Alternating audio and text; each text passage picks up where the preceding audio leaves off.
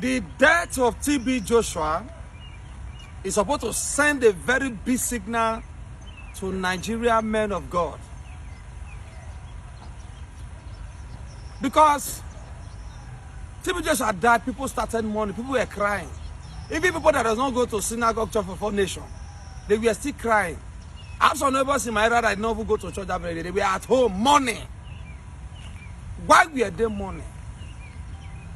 Not because TB Joshua is a prophet or is a man of God. Because he has affected lives.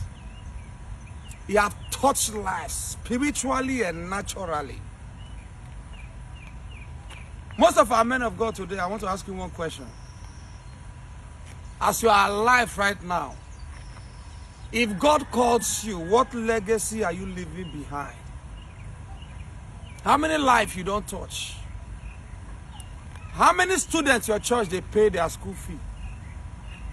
How many families at the end of the month their leverage is under your church, under your administration in the church? How many family problems have you solved and say, okay, you settle this family, we settle this family, the husband is doing well, the wife is now having something doing. Most of our men of God these days, they are not taking the glory of God in the sight of their members. They collect God glory. What God don't do, that they make their member feel say, now they do them. And they forget this song. You are the Lord, that is your name. You will never share your glory with anyone. You will never share your glory with anybody. You are the Lord, that is your name. You will never share the glory that is equal to God to man.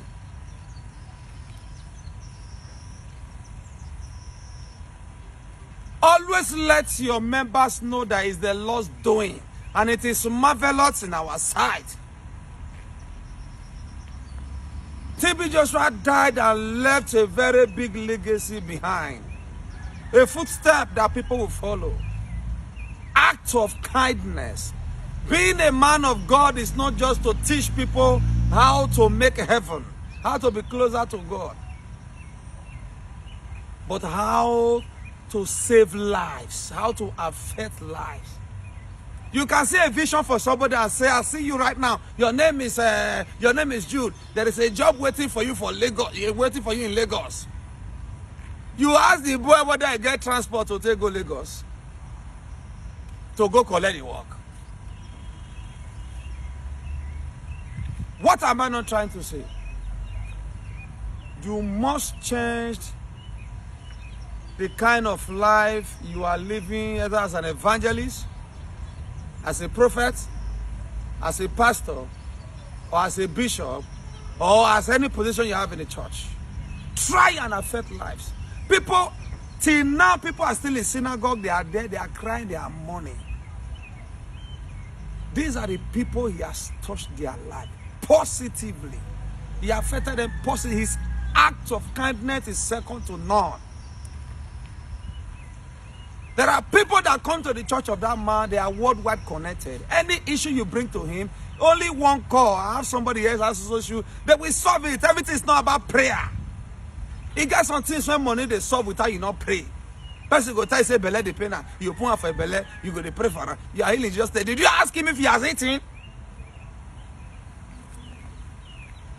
Some people will run mad. They will bring them to you. You start praying, spirit of mind. Did you know if it's depression, loss of job, family problem that he doesn't have money to solve, that make it run mad, to see how you can solve it? Action speak louder than the voice. There's some problem money can just solve.